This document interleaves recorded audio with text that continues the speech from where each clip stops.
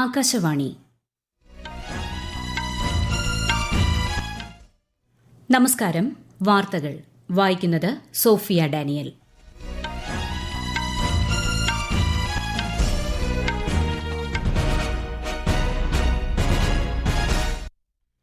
പ്രധാന വാർത്തകൾ. ശീതകാല സമ്മേളനം പൂർത്തിയാക്കി പാർലമെന്റിന്റെ ഇരുസഭകളും അനിശ്ചിതകാലത്തേക്ക് പിരിഞ്ഞു. രൂക്ഷമായ ഭരണ പ്രതിപക്ഷ പ്രതിഷേധത്തിന് വേദിയായി പാർലമെന്റ്. ഒരു രാജ്യം ഒരു തിരഞ്ഞെടുപ്പ് സംബന്ധിച്ച ബില്ലുകൾ സംയുക്ത പാർലമെന്റ് സമിതിയുടെ പരിഗണനയ്ക്ക് വിട്ടു. അടുത്ത സമ്മേളനത്തിൽ സമിതി റിപ്പോർട്ട് കൈമാറും. കേന്ദ്ര ബജറ്റിന് മുന്നോടിയായി ധനമന്ത്രി നിർമ്മല സീതാരാമൻ ഇന്ന് സംസ്ഥാന ധനമന്ത്രിമാരുമായി ചർച്ച നടത്തും. 29ാമത് കേരള രാജ്യാന്തര ചലച്ചിത്രമേളയ്ക്ക് ഇന്ന് സമാപനം. ISL ഫുട്ബോളിൽ ഇന്ന് FC ഗോവ മോഹൻ ബഗാനുമായി ഏറ്റുമുട്ടും. വാർത്തകൾ വിശദമായി. രൂക്ഷമായ പ്രതിപക്ഷ പ്രതിഷേധത്തിനിടെ ശീതകാല സമ്മേളനം പൂർത്തിയാക്കി പാർലമെന്റിന്റെ ഇരുസഭകളും അനിശ്ചിതകാലത്തേക്ക് പിരിഞ്ഞു. ഡോക്ടർ BR അംബേദ്കറുമായി ബന്ധപ്പെട്ട കേന്ദ്ര ആഭ്യന്തരമന്ത്രി അമിത്ഷായുടെ പ്രസ്താവനയ്ക്കെതിരെ ലോക്സഭയിൽ സമ്മേളന നടപടികൾ ആരംഭിച്ചപ്പോൾ തന്നെ പ്രതിപക്ഷം പ്രതിഷേധമുയർത്തി. പാർലമെന്റിന്റെ പവിത്രത കാത്തുസൂക്ഷിക്കുന്നത് അംഗങ്ങളുടെ കൂട്ടായ ചുമതലയാണെന്ന് സ്പീക്കർ ഓം ബിർള ചൂണ്ടിക്കാട്ടി. പാർലമെന്റ് കവാടത്തിലെ പ്രതിഷേധം സംബന്ധിച്ച മാർഗനിർദ്ദേശങ്ങൾ MPമാർ കർശനമായി പാലിക്കണമെന്നും അദ്ദേഹം നിർദ്ദേശിച്ചു. ബഹളം തുടരുന്ന സാഹചര്യത്തിൽ സഭ അനിശ്ചിതകാലത്തേക്ക് പിരിയുകയായിരുന്നു. രാജ്യസഭയും അതിരൂക്ഷമായ ഭരണ പ്രതിപക്ഷ ബഹളത്തിനാണ് ഇന്ന് വേദിയായത്. ജനങ്ങളുടെ വിശ്വാസവും പ്രതീക്ഷയും കാത്തുസൂക്ഷിക്കാൻ പാർലമെന്റ് അംഗങ്ങൾ ശ്രദ്ധിക്കണമെന്ന് സഭാ അധ്യക്ഷൻ ജഗ്ദീപ് ധൻകർ ചൂണ്ടിക്കാട്ടി. തുടർന്ന് 12 മണിവരെ നിർത്തിവച്ച സഭാ നടപടികൾ പുനരാരംഭിച്ചെങ്കിലും ബഹളം തുടരുന്ന സാഹചര്യത്തിൽ അനിശ്ചിതകാലത്തേക്ക് പിരിയുകയായിരുന്നു. ഒരു രാജ്യം ഒരു തിരഞ്ഞെടുപ്പ് സംബന്ധിച്ച 2 ബില്ലുകൾ സംയുക്ത പാർലമെന്റ് സമിതിയുടെ പരിഗണനയ്ക്ക് വിട്ടു. ലോക്സഭയിൽ നിന്ന് 27 അംഗങ്ങളും രാജ്യസഭയിൽ നിന്ന് 12 പേരുമാണ് സമിതിയിലുള്ളത്. ബില്ലുകൾ JPCയുടെ പരിഗണനയ്ക്ക് വിടുന്നതായി പ്രമേയം കേന്ദ്ര നിയമമന്ത്രി അർജുൻ റാം മേഘ്വാൾ സഭയിൽ അവതരിപ്പിച്ചു. लोकसभा की संशोधित कार्यसूची के क्रम संख्या 31 पर अंकित प्रस्ताव को मैं आपकी अनुमति से प्रस्तुत करता हूं. धन्यवाद. प्रश्न है कि माननीय मंत्री द्वारा प्रस्तुत प्रस्ताव को स्वीकृत किया जाए. जो सदस्य प्रस्ताव पर हाँ गए, जो प्रस्ताव विरोध में ना गए, मेरे विचार में निर्णय हाँ वालों के पक्ष में हाँ वालों के प्रस्ताव स्वीकृत हुआ. പാർലമെന്റിന്റെ അടുത്ത സമ്മേളനത്തിന്റെ അവസാന ആഴ്ചയിൽ സംയുക്ത പാർലമെന്റ് സമിതി റിപ്പോർട്ട് സമർപ്പിക്കും. BJP നേതാക്കളായ PP ചൌധരി, അനുരാഗ് സിംഗ് ഠാക്കൂർ, പർഷോത്തം രൂപാല, കോൺഗ്രസ് നേതാക്കളായ Priyanka Gandhi, Manish Tiwari, CPIM MP K Radhakrishnan, NCP അംഗം സുപ്രിയ സുലെ തുടങ്ങിയവർ സമിതിയിലുണ്ട്. പാർലമെന്റിന്റെ പുറത്ത് കഴിഞ്ഞ ദിവസമുണ്ടായ പ്രതിഷേധത്തിനിടെ 2 BJP MPമാർക്ക് പരിക്കേറ്റ സംഭവത്തിൽ NDA MPമാർ ഇന്ന് പ്രതിഷേധിച്ചു. ഡോക്ടർ BR അംബേദ്കറോട് അനാദരവ് കാണിച്ചത് കോൺഗ്രസാണെന്ന് അംഗങ്ങൾ ആരോപിച്ചു. കേന്ദ്ര ആഭ്യന്തരമന്ത്രിയുടെ അംബേദ്കർ പരാമർശത്തിൽ പ്രതിപക്ഷ MPമാർ ഇന്നും പാർലമെന്റിന് പുറത്ത് പ്രതിഷേധം തുടർന്നു.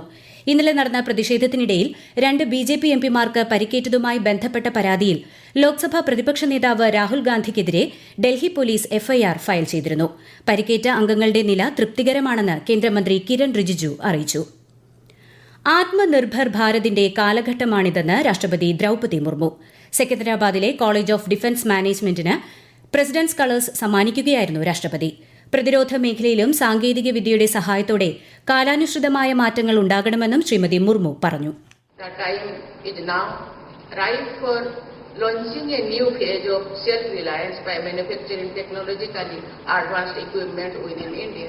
You all are expected to wholeheartedly contribute towards achieving self-reliance and realizing the vision of Atmanirbhar Bharat.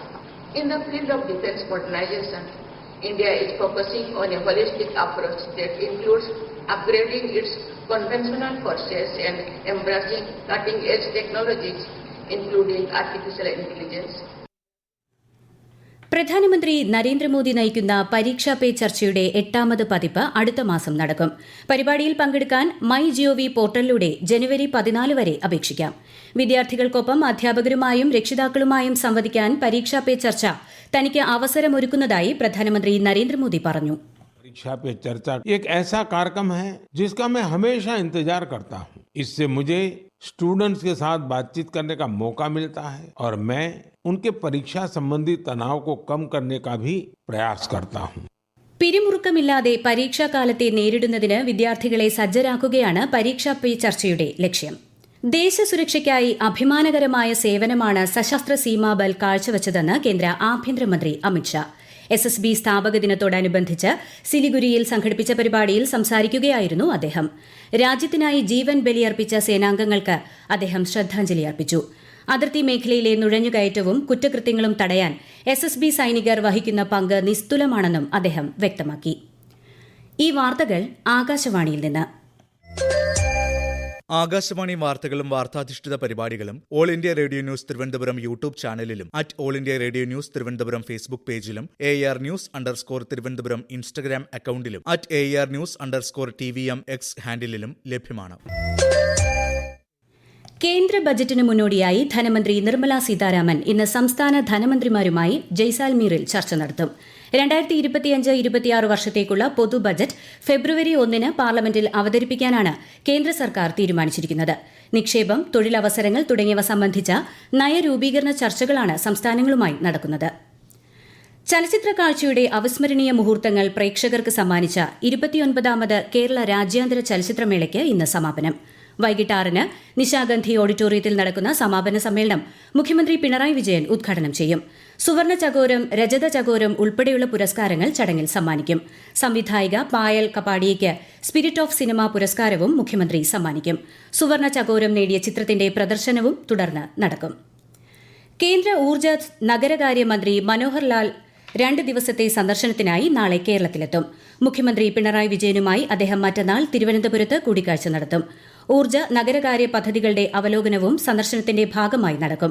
തുടർന്ന് കൊച്ചി സന്ദർശിക്കുന്ന അദ്ദേഹം വാട്ടർ മെട്രോ പ്രവർത്തനങ്ങളും വിലയിരുത്തും. പ്രശസ്ത സാഹിത്യകാരൻ MT വാസുദേവൻ നായരുടെ ആരോഗ്യനില ഗുരുതരം.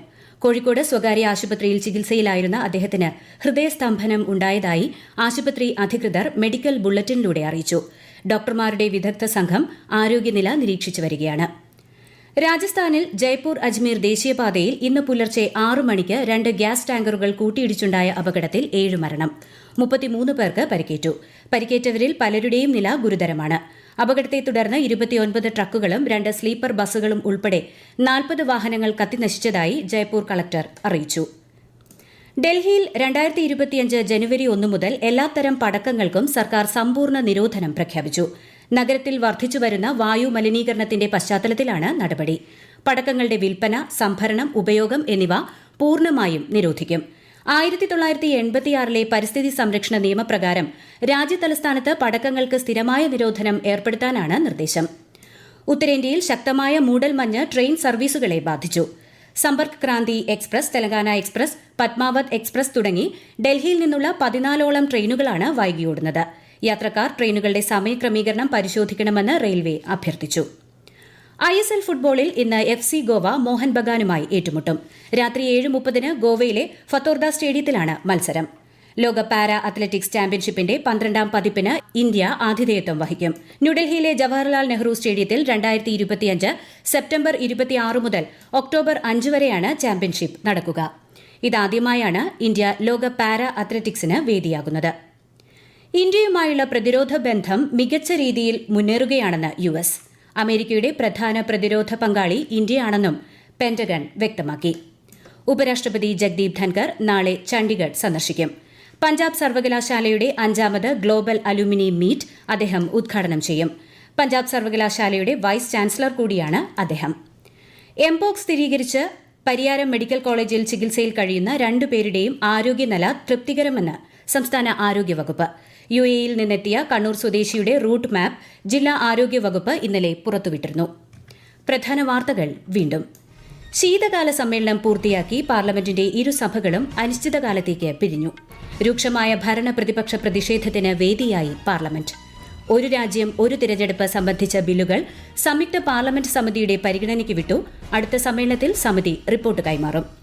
കേന്ദ്ര ബജറ്റിന് മുന്നോടിയായി ധനമന്ത്രി നിർമ്മല സീതാരാമൻ ഇന്ന് സംസ്ഥാന ധനമന്ത്രിമാരുമായി ചർച്ച നടത്തും. 29ാമത് കേരള രാജ്യാന്തര ചലച്ചിത്രമേളയ്ക്ക് ഇന്ന് സമാപനം.